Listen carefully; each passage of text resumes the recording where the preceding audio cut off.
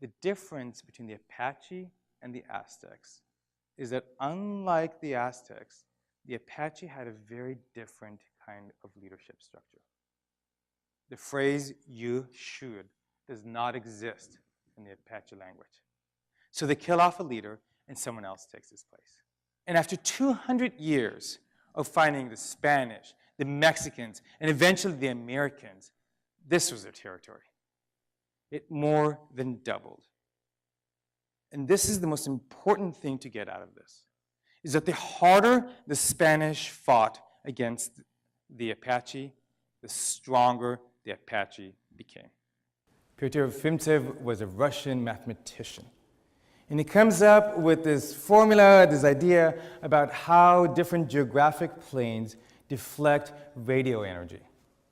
And the Russians care so little about his discovery that they actually allow him to publish internationally, which is rare during the Cold War era.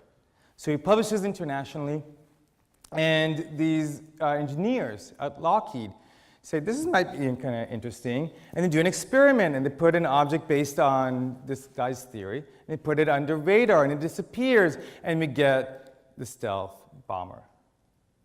The Russians had the idea for the stealth bomber before we ever did, and they didn't recognize it. Knowledge is at the edge of the network, but as a leader, it's really tough to gain that knowledge.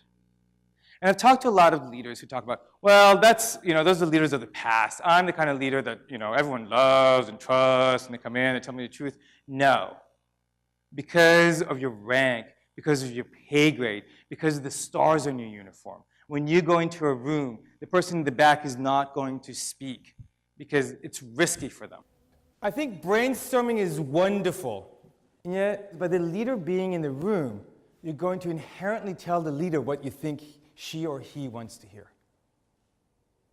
Small little processes like these can change the way we run meetings because they draw knowledge from the edge, they're active, they use Starfish methodologies within pre-existing large organizations. And we think about organizations being in silos. And we all know that, we've all seen that. And unfortunately, the answers that we see, the suggestions, are to knock down those silos, but that's not realistic. We live within a system that needs structure, that needs hierarchy. And what it suggests is that instead, we create bridges.